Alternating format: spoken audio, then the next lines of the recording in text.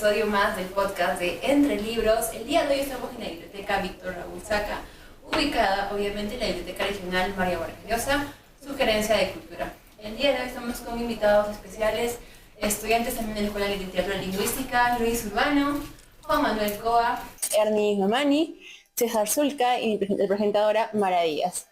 Chicos, bienvenidos al podcast Entre Libros y justamente estamos acá reunidos por un tema que ha sido, se podría decir, controversial estos últimos días, también bastante fuerte se podría decir.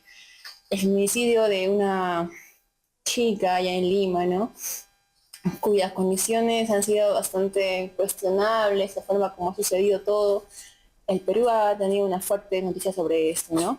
Pero algo importante que destaco sobre lo que ha sucedido es que en uno de los reportajes que se hace al feminicida, que obviamente ha cometido este crimen, desequilibradamente encontraba refugio en una biblioteca inquietante cuyos títulos literarios marcaban su personalidad retorcida y poco valorada. Arwi Condori se sentía igual de ignorado y despreciado como el protagonista de Kafka en La Metamorfosis, libro que se encontró en su habitación. Ubican su casa, entran a ver un poco su librero, lo que tenía adentro, ¿no? Y el reportaje que cierta prensa peruana lanza te deja mucho que desear porque te indica que en cierto modo uno es lo que lee. ¿Por qué? Porque encontraron en su habitación libros de Kafka, libros también de Ismael Guzmán, y lo que los reporteros, ¿no?, presumen de esto es que dichos textos fueron lo que perpetuó la conducta desde quizá hace mucho tiempo, quizá recientemente, de este feminicida. ¿Qué opinamos al respecto, chicos? ¿Realmente ustedes creen que también es una idea que dijo hace tiempo Borges, ¿no?, de que uno es lo que lee, somos lo que leemos? ¿Qué opinan al respecto? ¿Qué nos podrían decir en detalle? Bueno, yo pienso, si me permiten empezar, claro, mi opinión es que creo que nunca se va a detener este ciclo. Siempre va a aparecer una persona que se influencia demasiado con algunos textos, algunas películas. Por ejemplo, como hubo un caso de años anteriores de un señor que se influenció demasiado con la película Matrix y lo llevó a cometer actos atroces contra la humanidad. En este caso estamos viendo, incluso el mismo reportaje nos muestra una hipótesis, no es algo que podamos afirmar que sea verídico, o que sea realmente cierto. Incluso a partir de este reportaje puede salir incluso ese terror o miedo o rechazo hacia determinados libros y podríamos volver a una época en la cual ciertos libros se empiecen a prohibir en nuestro país. Claro, en este caso se refiere, ¿no?, al libro, por ejemplo, de Kafka, un autor que conocemos en su mayoría como estudiantes de literatura. Kafka es un autor cuya obra también es muy conocida por sus diferentes títulos, y que se asuma que leer a Kafka o leer a Ismael Guzmán de forma una conducta puede ser cierta, como también no, como también no, porque todo depende, creo que, de uno mismo. ¿Qué dices, Juan Manuel?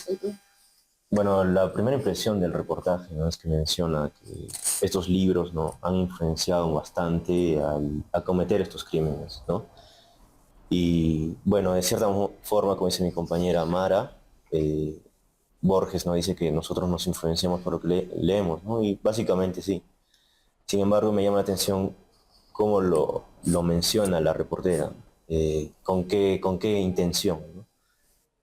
Sin duda creo que se equivoca al momento de contextualizar estos libros a estos actos. Estos libros no están bien contextualizados, por ejemplo, con la temática de qué es la metamorfosis de Kafka para cometer estos actos, ¿no? Cuando este libro tiene distintos un contenido distinto para poderlo aplicar, ¿no? Y de cierta manera también me llama la atención el libro que tiene, ¿no?, de Abimael Guzmán, si nos puede influenciar también para cometer esos actos, ¿no?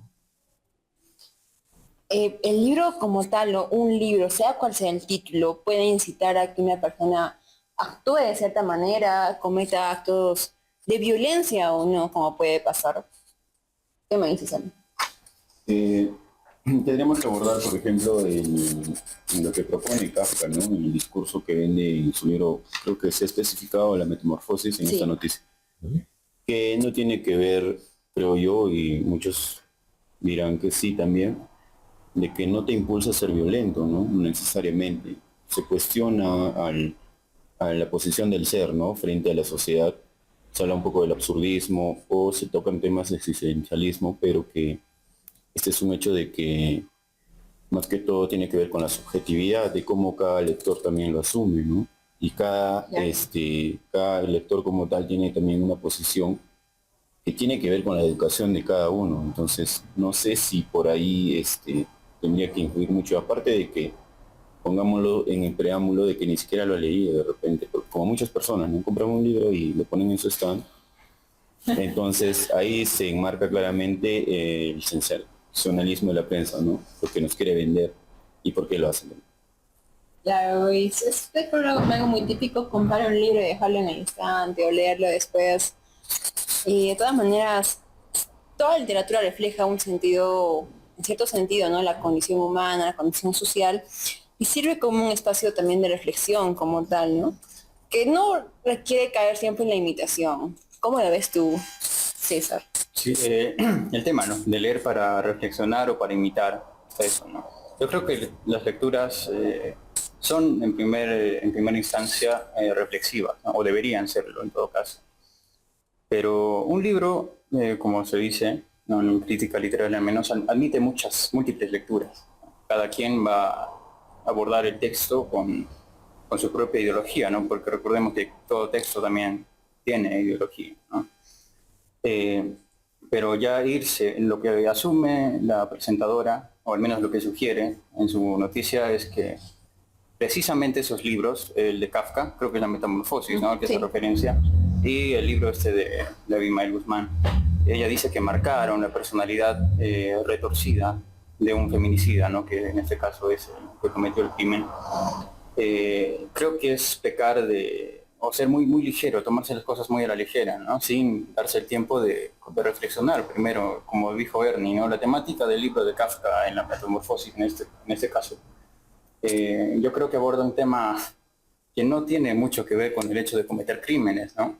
En primera instancia no vemos a un criminal en La Metamorfosis, ¿no? De hecho vemos a alguien que está en soledad, digamos, ¿no? Que de un momento a otro que se ve desplazado, ¿no? Pero sí, en parte ya relaciona eso, ¿no? De que este feminicida se sentía tan solo como Kafka, que por eso lo tomó como modelo, ¿no? Y por eso moldeó su personalidad en torno a los protagonistas o al protagonista de La Metamorfosis. Asumir eso es muy osado, creo, muy atrevido, y es incluso incorrecto, me parece. Uno no lee para imitar siempre, no siempre.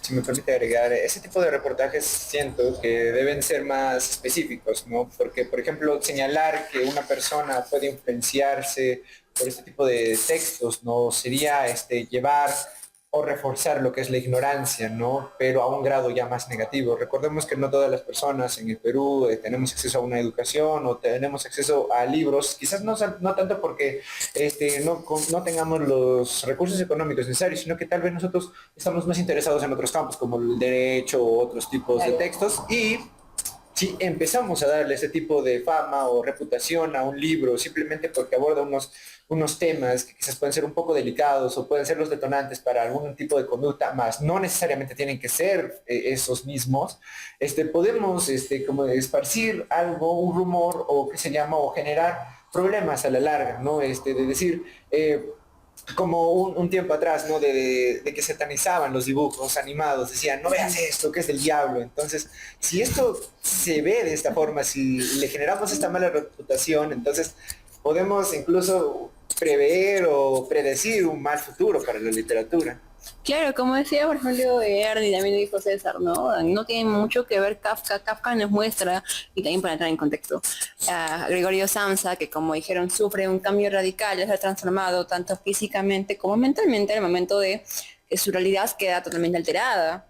Ya no puede hacer lo que normalmente acostumbraba, ¿no? Su comodidad en cuanto a su forma de vida tiene un giro de 360, y es el trato de la familia también lo que a veces podemos destacar de la obra, ¿no? Su familia que comienza poco a poco a rechazarlo. Y ahí entra el tema de el abandono, ¿cómo se llama? Sentimental, cómo uno se siente solo, que quizás por ahí tuvo que ver el reportaje, ¿no? Cómo se sentía ese sujeto, pero el considerar que ese libro lo que trastorna la mentalidad, no creo que sea lo indicado de todas maneras. pese a que hay análisis obviamente psicológicos y de otras disciplinas que sí afirman de que unas personas se puede identificarse con ciertos textos por la manera, por los tópicos tratados en él, por cómo se escriben, cómo se narran, ¿no? Y justamente iba mi pregunta a ustedes, ¿no? Muchas personas encuentran un consuelo o una inspiración en libros, sea cual sea la temática de Volterar. ¿Les ha pasado alguna vez que un libro les ha cambiado la forma de ver el mundo, de cómo se sentían, de casualidad, de cómo miraban algo y ahora es muy diferente? Porque ustedes son estudiantes de literatura, entonces han leído un montón de libros durante la carrera.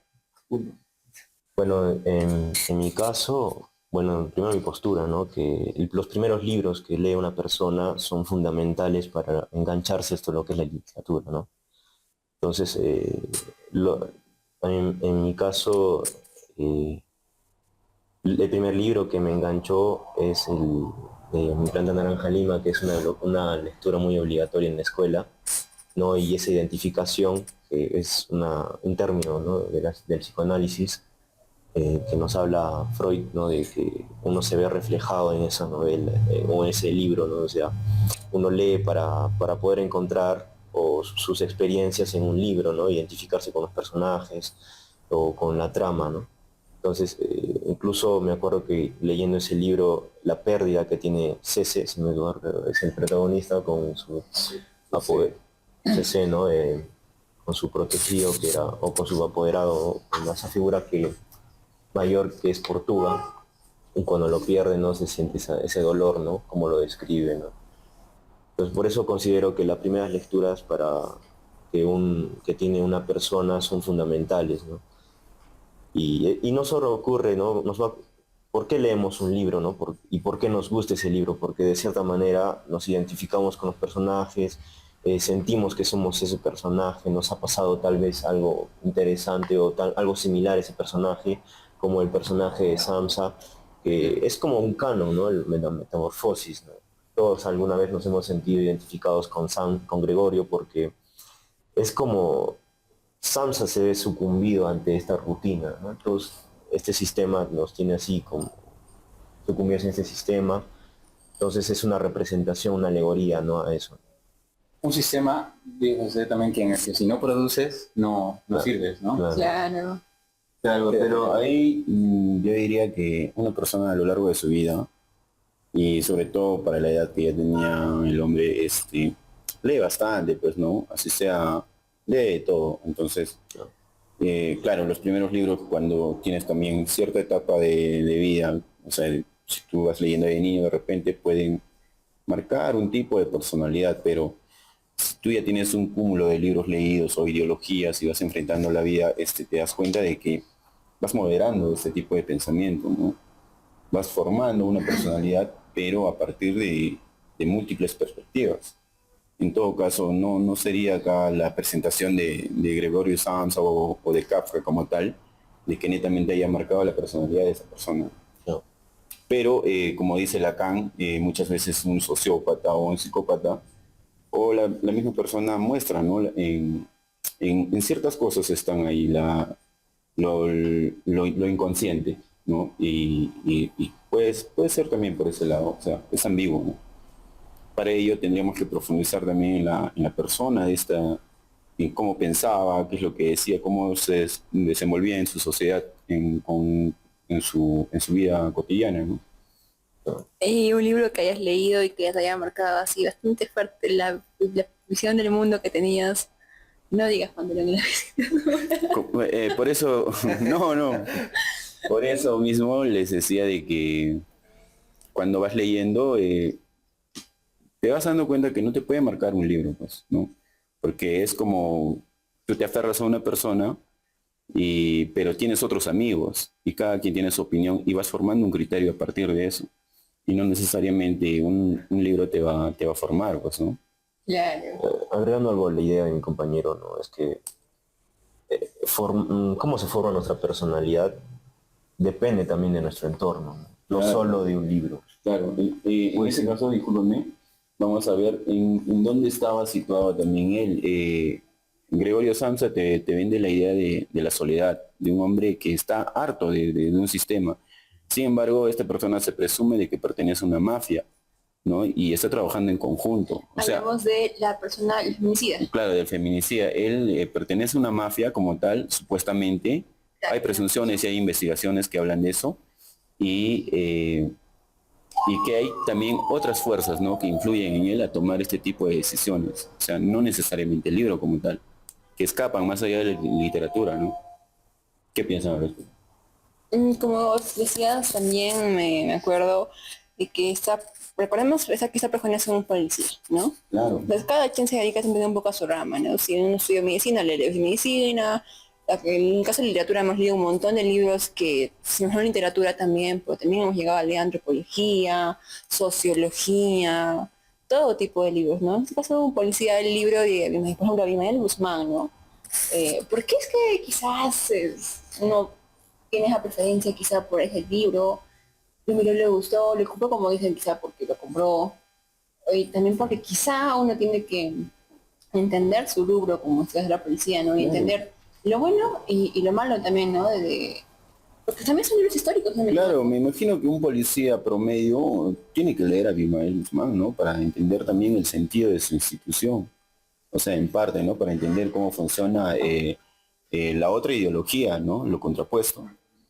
Pero, Como en toda disciplina. pero ¿qué es lo que ocurre? Yo, bueno, opino distinto a Ernie, ¿no? O sea, el discurso que tiene un policía contra ese sector al que pertenece el autor de este libro es distanciada, ¿no? Es muy peleada, ¿no? De hecho, creo que para un policía leer ese libro, en el discurso que se vende, es como una traición, ¿no? Porque supuestamente, o sea, en el discurso, no digo que sea así, pero es en el discurso que se vende tanto para los policías, militares, es como que si lees un libro de ese personaje, de Abimael, es ser... Te vas a volverte... Claro, no eres de nosotros. Claro, en otras palabras. Claro, ajá. Entonces, por eso pienso que, ¿no?, en el reportaje, ahí está la palabra, sacrilegio, ¿no? Ir contra la norma, ¿no? Eso sería, ¿no?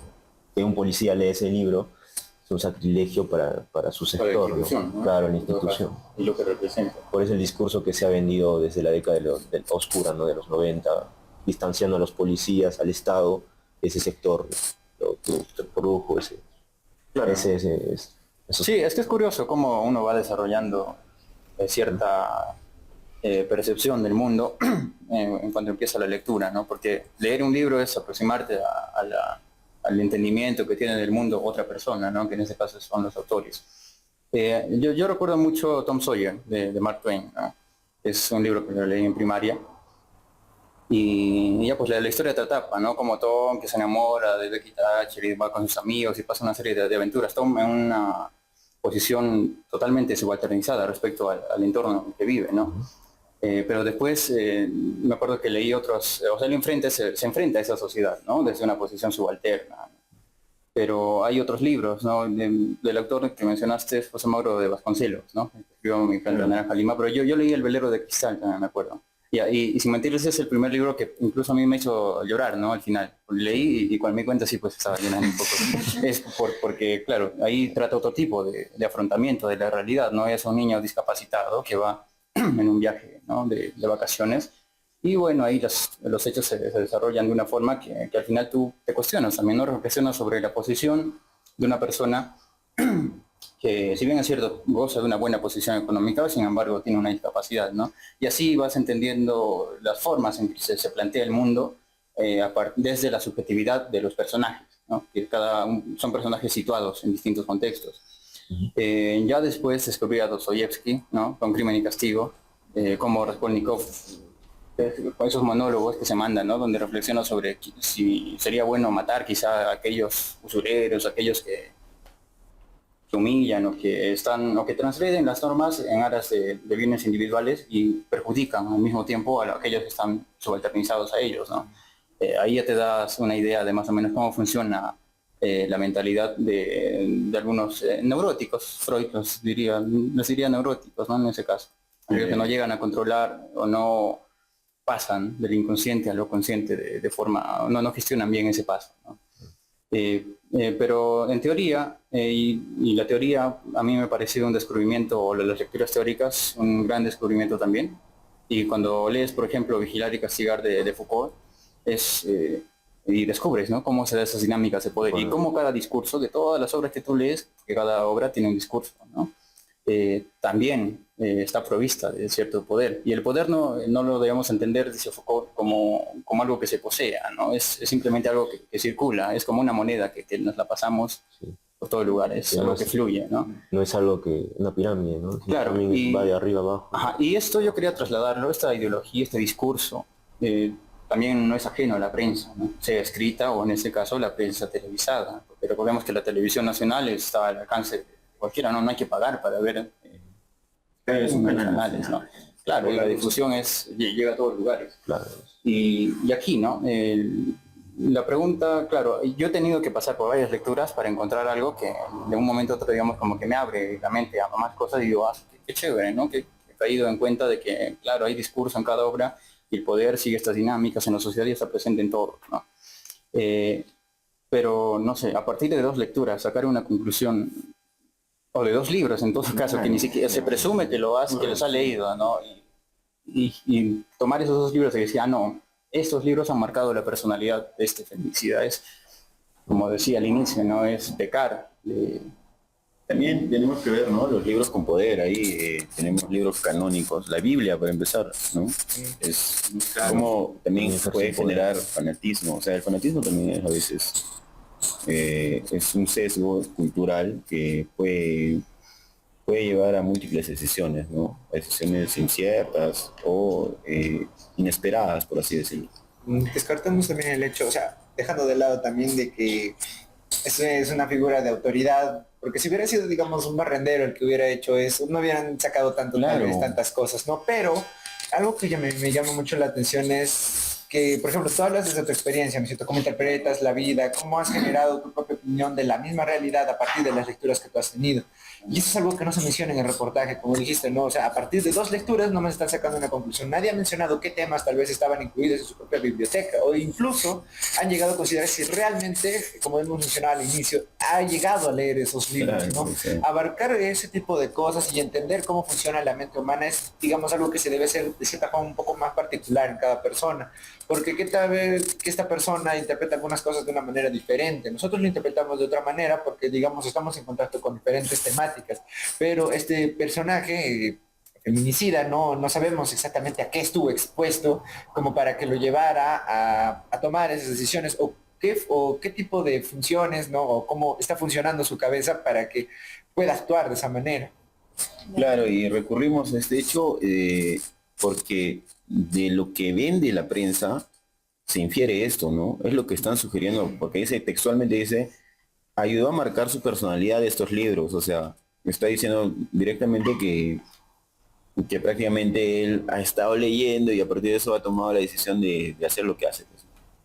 Siempre se relaciona a eso. Por ejemplo, a Dostoyevsky también cuando Freud escribe esos ensayos sobre el parricidio, ¿no? Y Dostoyevsky cita ahí a los hermanos Karamazov y otras obras, ¿no?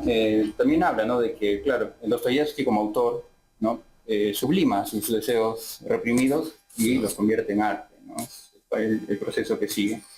Pero una recurrente o una constante en la obra de Dostoyevsky, por ejemplo, son esos personajes que se enfrentan a dilemas morales, ¿no? Está el tema de la culpa, el tema de lo ético, ¿no? ¿Qué está bien o cuándo está bien hacer el mal en todo caso, ¿no? Claro, porque muchas veces también se asocia, como hemos visto a lo largo del podcast, ¿no?, ciertas ideas, ideologías sociales, en la historia, a comportamientos tal vez de las personas que pueden darse y que no pueden darse. Todo depende también de cómo lleva la persona su vida, ¿no? Y los convierten estos textos, estos medios, todo lo que tenga que ver con la censura, en blanco de prohibiciones, ¿no? No puedes leer esto, no puedes dedicarte a esto está prohibido para que leas en diferentes también edades, debo decir, ¿no? Claro, siempre está ese dilema, ¿no? ¿Por qué se censura? Y lo podríamos reducir también a eso de la categoría de poder, ¿no?, que se trata en sociocrítica, de querer controlar la memoria de una sociedad, ¿no? Porque en sí lo que son los libros es la memoria, ¿no? El registro de cómo es que, como dice mi compañero o Urbano, como una expresión, ¿no? Entonces, cuando nosotros no leemos, estamos de cierta manera interactuando con esa memoria o esa manifestación del artista. Entonces, que se controle o se censure, quieres disminuir la memoria o controlar la conducta de las demás personas, ¿no? Tanto, la memoria se puede reducir tanto a lo político, a lo social, Claro. ¿no? Me acuerdo de una obra de Fahrenheit, ¿no? De Murray Rothbard, algo así, que trata de unos bomberos que queman libros, ¿no? Entonces es como si quemaras la memoria de una sociedad, ¿no? En 1984 también, ¿no? Que hace el hermano mayor o los ministerios, ¿no? Controlar, reducir esa memoria de los que pertenecen a ese partido para poder, ¿no? Controlar su conducta, ¿no? Y hacerlos pensar como quieren ellos. Eso es la censura, ¿no? En sí, controlar la conducta, la memoria, ¿no? Eliminar algunas cosas, no ejercer un poder sobre la sociedad, ¿no? O el individuo. ¿Y eso está bien? No, pues no. Tenemos que, cuando tenemos un libro, de cierta manera interactuamos con ese contenido, ¿no? Nos sirve para contrastar y aprender, ¿no? Nuestra opinión con el otro. De cierta manera, según términos de la pedagogía, cuando contrastamos un conocimiento que tenemos con el otro, se genera ese aprendizaje. Ahora, hay que ver también el aspecto de cómo será una censura. Me imagino que es el acuerdo, ¿no? de una sociedad en un determinado momento para tomar la decisión, censuramos esto porque atenta, ¿no? Contra el sentido de una sociedad. Y es lo que sucede de repente en distintos ámbitos, ¿no? Yo les decía hace rato, creo, hablando, no le vas a dar a un infante un libro de Marqués de Sade, o sea, cómo lo interpreta, ¿no? ¿Qué piensas, César, tú al respecto? Bueno, es que ahí hay una cierta ambivalencia, digamos, de la censura, ¿no? Que claro, es negativa en gran parte, pero a veces tiene esos tintes positivos, ¿no? Como dices. Yo lo relaciono más que con el poder como instrumento, digamos, como algo que se ejerce. Y entra más el tema de la hegemonía otra vez, ¿no? Cuando hablas de un convenio, una convención social sobre aquello que hay que admitir o aquello que no debemos admitir o que debemos censurar. Y pienso, ¿no? En Gramsci, este italiano, un pensador, ¿no? Que es el que propone o le da un nuevo significado a lo que es hegemonía, ¿no? Y él parte de un tema curioso, ¿no? El tema de la Revolución Rusa de 1917, ¿no? Donde se derroca al zar, ¿no? Y el pueblo, los comunistas toman poder. Y él se preguntaba por qué en Rusia eso funcionó y aquí en Europa y en Italia, prácticamente como en cualquier otro país europeo de ese tiempo, no funcionaba. ¿Por qué no se podría dar eso? Y él en su explicación dice, ¿no? De que bueno, en Rusia el poder estaba concentrado en la figura del zar, ¿no? Y el zar sostiene, digamos, su poder en el poder militar, ¿no? En la fuerza. Es una sociedad de campesinos, ¿no? Proletarios, que están ahí, que al ver eso simplemente basta con tomar el poder de las armas, vencer a ese ejército por la fuerza y ya, pues ya te hiciste con el poder, ¿no? En cambio en Europa, que era una sociedad más avanzada, digamos, entre comillas, hay un tema ideológico, ¿no? Ya no es, el poder ya no reside solo en las armas, sino que ya reside en cómo la gente ha llegado a estas convenciones sociales, ¿no? De aquello que está bien y aquello que está mal. No basta solo con tomar las armas, porque va a haber un cuestionamiento, ¿no? ¿Por qué tomas las armas en todo caso? Si vamos, el poder está desconcentrado, digamos, está en múltiples lugares, no está concentrado solo en las armas. Y por eso yo creo que hay distintos grados de censura, ¿no? Está desde aquella censura que se dedica a vigilar todo lo que hacemos para ver si en un momento hacemos algo que escapa de esos límites que se nos ponen, y también está el castigo, ¿no? Para castigar, de alguna forma sancionar algunas acciones que no entran dentro de lineamientos convencionales. En este aspecto, censurar literatura, no, la censura en la literatura se ha visto a lo largo de muchos años, no siempre ha existido, ¿no? Se desaparecen libros, se ocultan libros. Actualmente incluso si hay un libro que toma algún tema polémico, me acuerdo del tema del sodalicio, por ejemplo, ¿no? Cuando sale este libro de no recuerdo del autor, pero cuando se habla en un libro que habla del sodalicio, ¿no? Que denuncia los hechos del sodalicio, claro, y ya expone a cierto grupo que concentra poder, ¿cierto? Entonces lo que van a hacer ellos es, desde sus formas o las facultades que ellos tienen de controlar en cierta medida la industria editorial, toda esa cosa, van a imponerle ciertas restricciones, ¿no? Para impedir que se llegue o tenga mayor alcance, ¿no? Y así con muchos temas, ¿no? Ahora, esto se relaciona incluso con cuestionar un orden establecido que existe, ¿no? Todo aquello que amenace el orden social establecido que todos nosotros aceptamos es altamente censurable, ¿no? Entonces yo creo que parte de eso, ¿sí? Censuramos las cosas para de alguna forma salvaguardar ese orden, porque sin el orden caemos que en una anarquía, digamos, ¿no? Y es algo que quizá no sea contraproducente al desarrollo de la sociedad, ¿no? Yo personalmente opino que, claro, la censura, yo no soy muy partidario de la censura, sin embargo, como planteas, ¿no? Es un tema en el que obviamente van a surgir voces a favor también en ciertos términos, ¿no? Cuando en cuestión de protección infantil, por ejemplo, no le podemos... Por ejemplo, ¿qué pensarías de esta situación, ¿no? En la que la censura no puede surgir, digamos, un acuerdo mutuo entre, como dijiste, no entre la sociedad, sino ya hablamos de un acuerdo ya por una especie de presión? O sea, lo planteo con el caso de este reportaje, ¿no? Con todo lo que han dicho, con esto del libro de Kafka, de Miguel Guzmán, pienso yo que al menos puede haber una censura. Entonces, aquí ya no sería un acuerdo mutuo, sería más bien una influencia por parte de un reportaje. Algo que llegó a oídos de personas, lo aceptaron y empezaron a divulgarlo. Entonces empieza a correr o a esparcirse este tipo de censura, digamos, pero ya más inconsciente. Ya no sería tanto un acuerdo, sino sería más bien como una especie de influencia externa. Algo que me da luces sobre eso es, por ejemplo, ¿se censura el libro o se censura al mal lector o al que lo entiende de una forma mala, ¿no? Es decir, yo puedo leer cualquier libro, ¿no? Así sea un libro prohibido, digamos, pero lo leo para enterarme, para conocerlo, para entender lo que trata, ¿no? Todo el tema es el entramado que oculta. Pero si yo me dedico a imitar, como planteábamos al inicio, tendrían que censurar a la persona en este caso, no al libro. Claro, el libro es un depositario de ideas, es la memoria colectiva que guardamos, ¿no es cierto?, de ciertas épocas, pero aquí si se debería censurar algo sería, claro, aquellos que, digamos, lo entienden de una forma perjudicial o mala, ¿no? Aquello que atenta contra el bienestar ¿no? la salud social, digamos, ¿no? En esos términos. Claro, y también cabe recordar, ¿no? Que sí es cierto que como los medios de comunicación tienen una fuerte influencia sobre los grupos sociales, ¿no? Y sí hay grupos sociales que pueden creer, como dices tú, ese tipo de reportaje, pueden creerlo y pueden comenzar a tener una idea, debo decir yo, errónea sobre ciertos textos.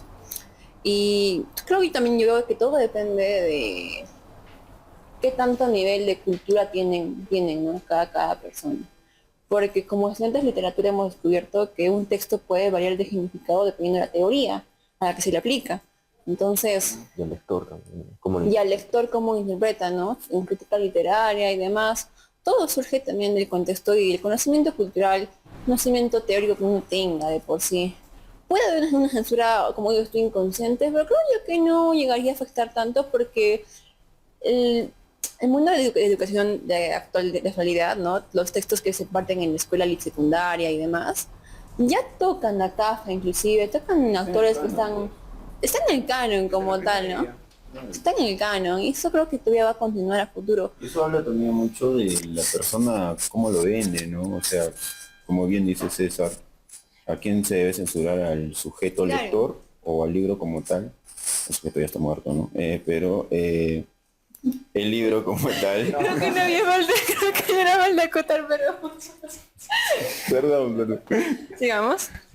Pero eso habla de que me imagino que quien plantea esta noticia no ha leído como tal a Kafka, ¿no? O no sabe por los tópicos o los temas que él toca y lo relaciona directamente, ¿no? Como un libro, como dice aquí nuestro compañero Luis, de alguna manera te da una censura así inconsciente. O es lo que busca de repente en su afán de sensacionalismo, ¿no? La sensación que busca en cómo lo van a recibir los televidentes.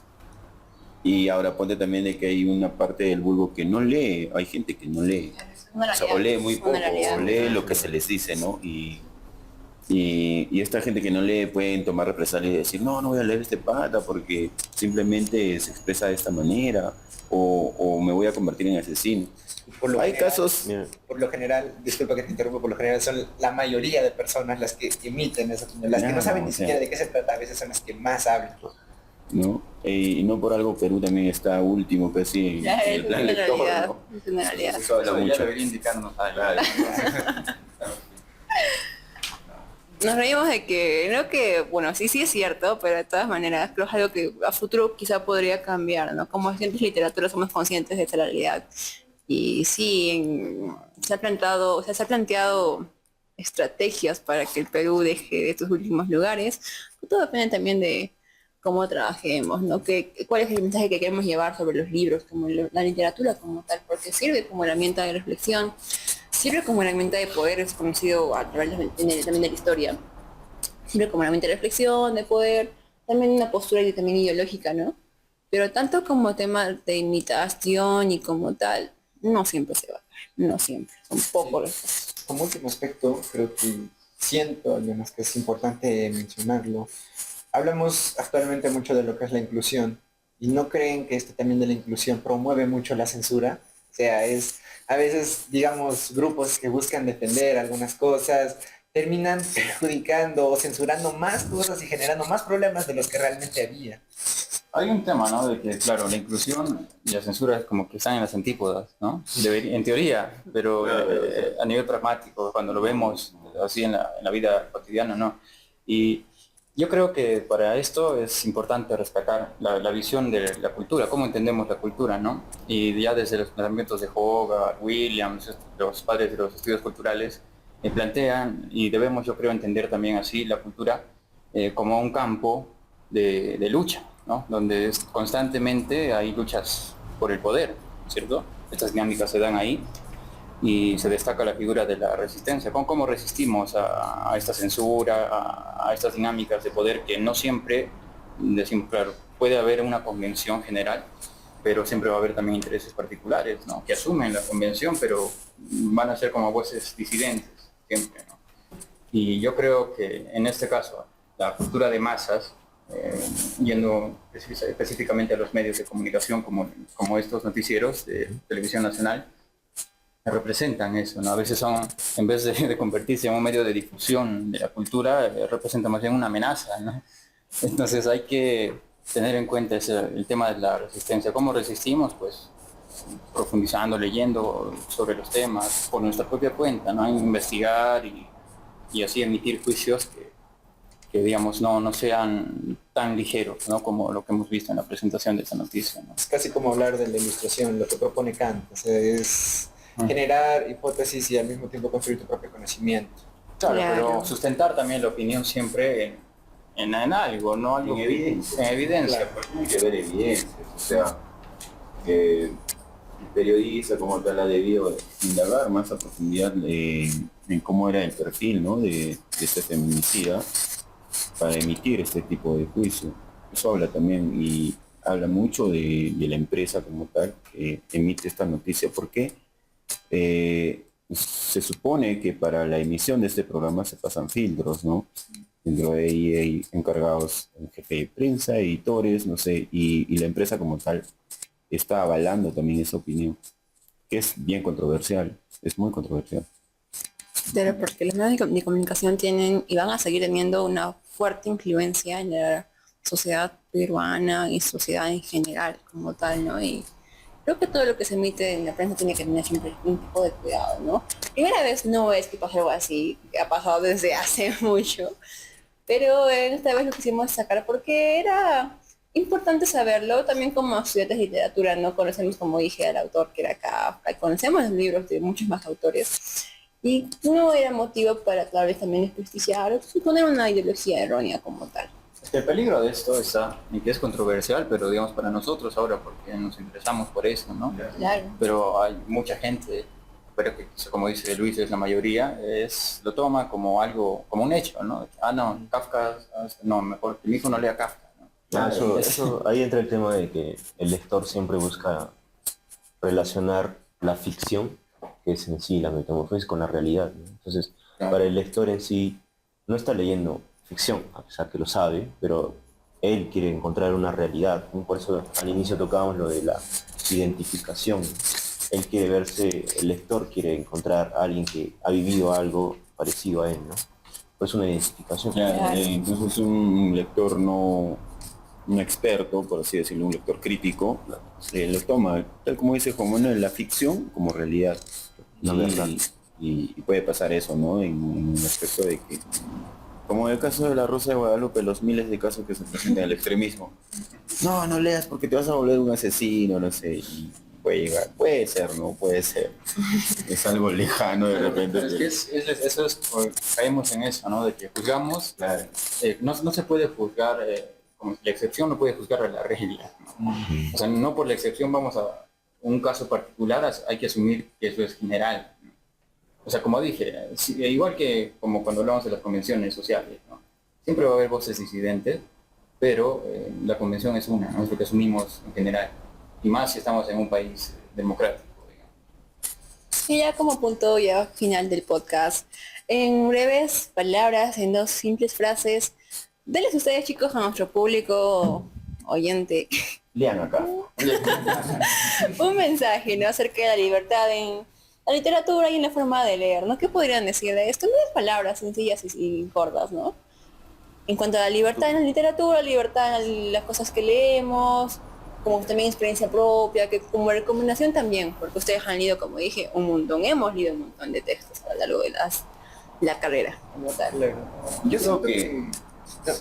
Pero, Ya, yo siento que hay que tomar en cuenta lo que indicamos en alguna parte del debate, es que leer un texto no significa relacionarlo con la realidad, así sea un texto teórico, así sea un texto, digamos, una crónica, no sé.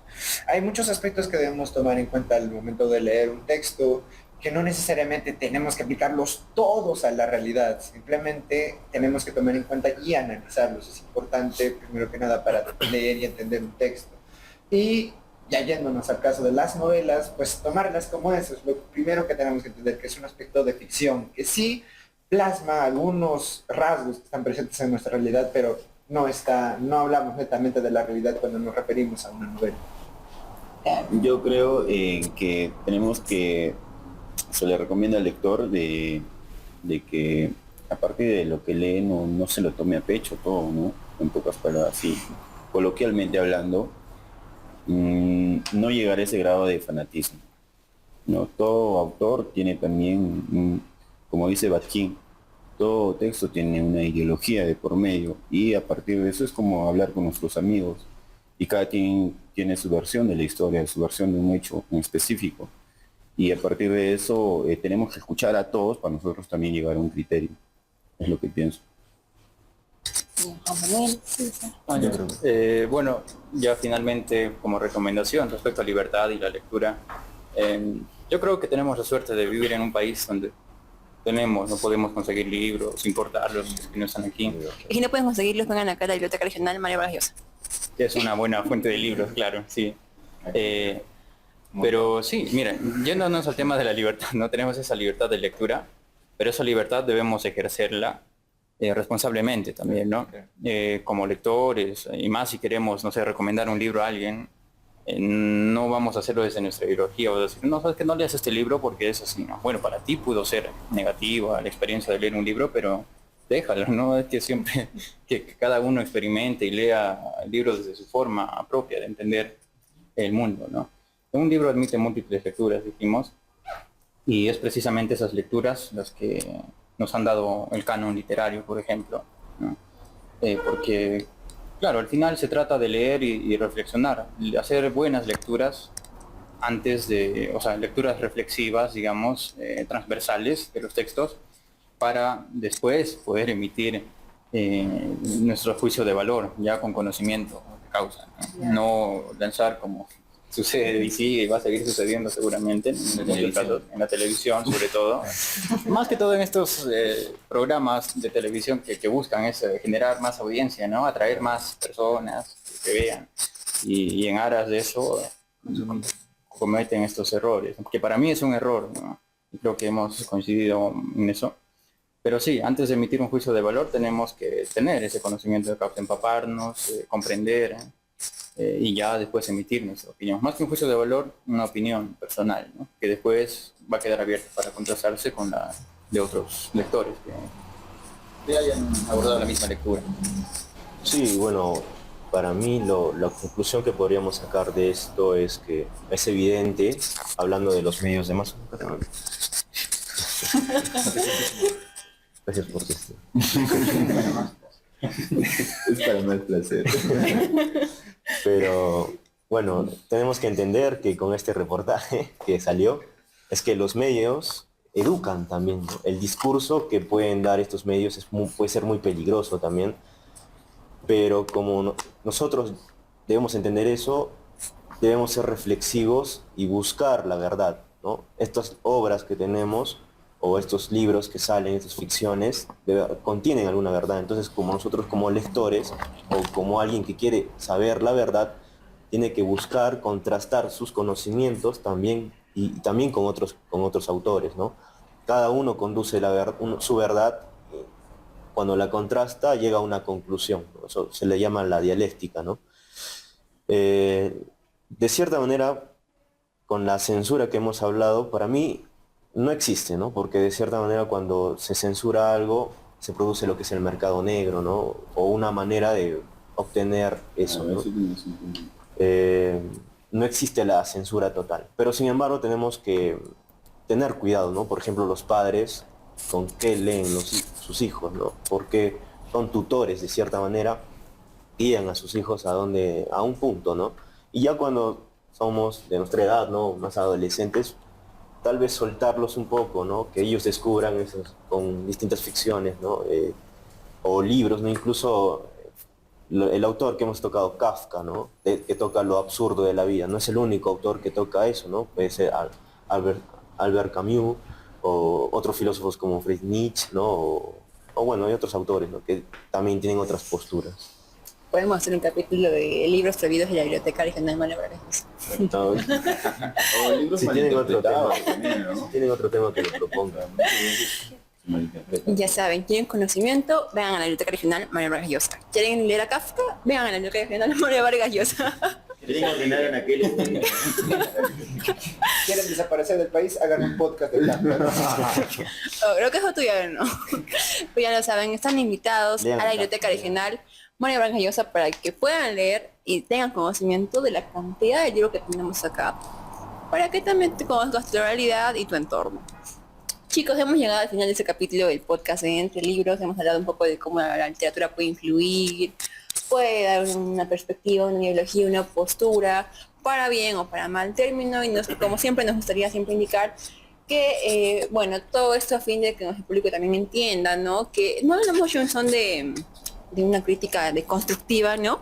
Pero sí en son de que el público sepa que, como dije anteriormente, los medios de comunicación tienen una fuerte influencia y como literatos también ya conocemos, ¿no? Conocemos teorías, conocemos autores, conocemos en parte también la verdad de la literatura como tal, en los tópicos, en los temas que se tratan, ¿no?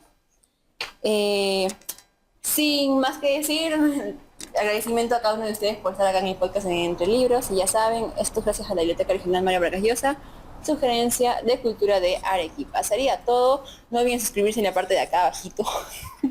Dejen su comentario, déjenos su like y sería todo por hoy. Hasta el siguiente capítulo. Acá falta algo. Pórtense bien y báñense. Acá falta algo. Dicen que si pueden recomendar algún libro para los lectores. Para próximos debates. ¿Qué libro No, recomendarían? esta misma se vuelve otra vez. Es una edición. Hemos mencionado Claro. libros que marcaron, ¿no? Ahí vas apuntando eso. Se cuenta como recomendación, ¿no? No, pues Pones ahí en la imágenes. edición. En el siguiente capítulo vamos a recomendarles libros de parte de los practicantes de la Biblioteca Regional Mario Vargas Llosa, así que no se lo pierdan. Cuídense.